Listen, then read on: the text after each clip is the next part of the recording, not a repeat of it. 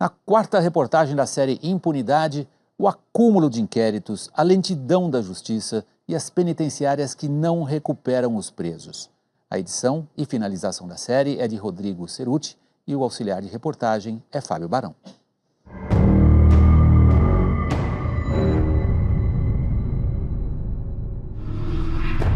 Da descoberta do crime à punição do criminoso, o sistema de justiça depende de várias instituições. A polícia investiga, encontra o suspeito e apresenta as provas de que ele é o culpado.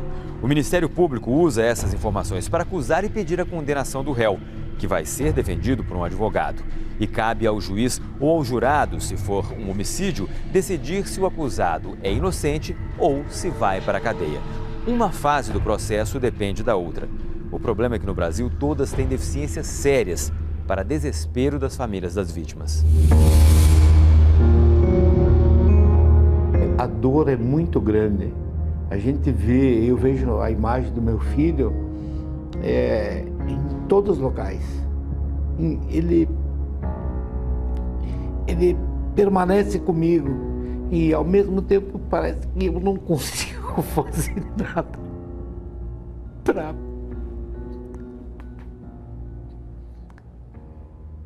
colocar os assassinos no lugar que eles deveriam estar. O empresário de Canoas, na região metropolitana de Porto Alegre, não se conforma com a falta de punição dos assassinos do filho. Nas instituições eu ainda acredito, né? Mas eu não acredito que essas pessoas que assumiram esse processo quiseram fazer alguma coisa realmente para descobrir. Não, nessas pessoas eu não acredito.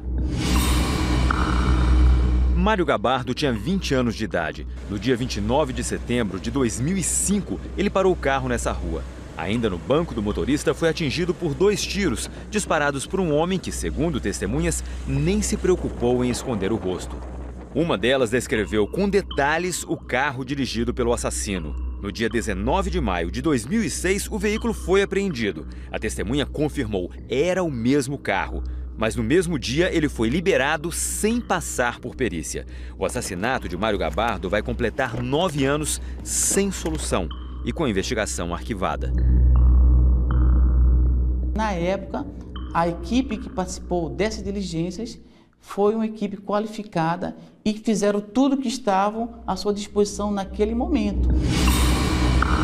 Mas esse promotor aponta várias falhas no trabalho da polícia. Não houve a preservação do local do crime, não houve a preservação do veículo da vítima, a cena do crime foi alterada, aí você não tem como buscar prova.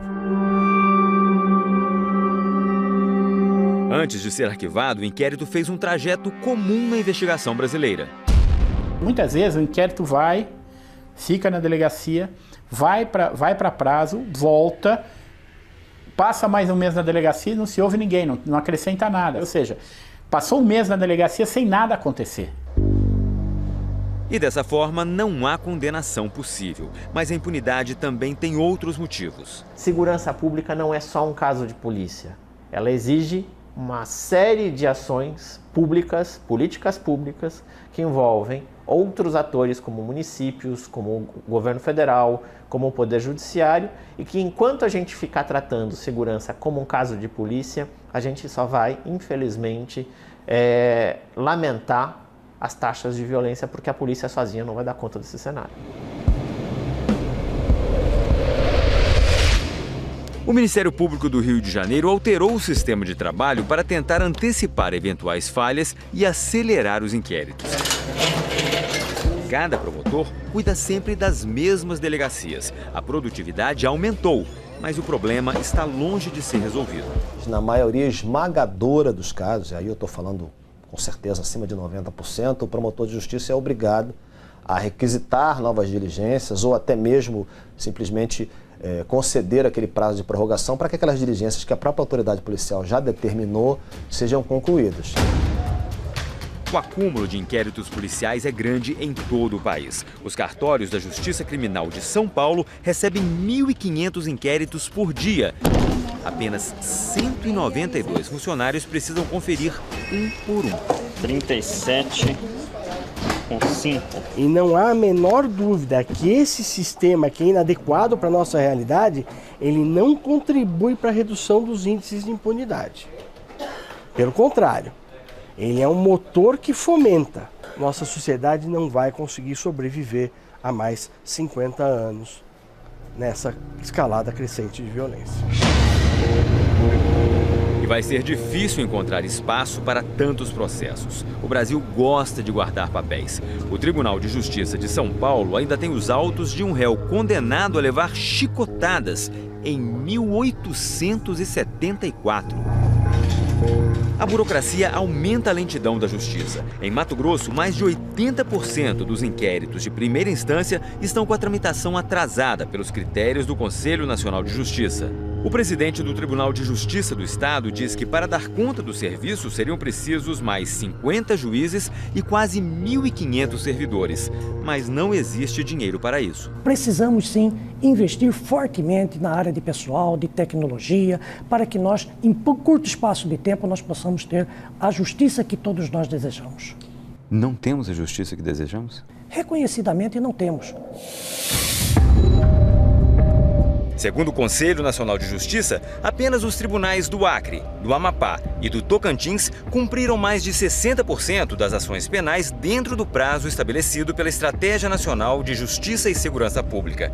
Em outros 4 estados e no Distrito Federal, o cumprimento da meta ficou abaixo desse patamar. E na maior parte do país, não passou de 30%. A média nacional não chega a 16%. Com tantas dificuldades para identificar e processar um criminoso, a gente começa a pensar que ninguém é condenado no Brasil. Mas aí vem à memória aquelas cenas de cadeias cheias, presídios em rebelião porque estão superlotados.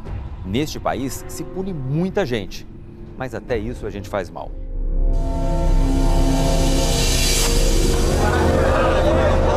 Mais de 4.300 presos, onde cabem apenas 2.000. O Presídio Central de Porto Alegre é um retrato do sistema prisional brasileiro. No ano passado, 11 detentos foram mortos dentro das celas, que não têm grades há mais de 10 anos. Se estivéssemos com grades ou portas nas celas, não caberiam todos os presos que habitam essa galeria dentro das celas. Aqui só deveria haver presos provisórios, mas quase a metade é de condenados. 80% dos que passam pelo presídio central voltam para cá. Se pegar esse preso de uma cidadezinha pequena, bota num presídio grande, de alta periculosidade, tu está proporcionando que ele tenha novos conhecimentos de delitos, aumente as suas relações criminosas e ali tu pode estar formando criminosos. O único momento em que nós veremos alguma diferença vai ser quando nós nos dermos conta que ódio gera ódio, que vingança gera vingança e que o crime se organiza. Quem comete crime e quem vive, de alguma forma, acabou fazendo isso a sua vida, não vai desistir disso tão fácil. Tem água! Aí, ó, não tem água, pai! Presídios lotados com rebeliões e mortes. Penitenciárias que deixam os criminosos mais violentos. Nós vemos isso com tanta frequência que parece que é assim mesmo, não tem jeito. Mas pode ser diferente. Amanhã nós vamos mostrar um país latino-americano como nós, que tem problemas sociais como nós temos, mas que consegue oferecer segurança à sua população.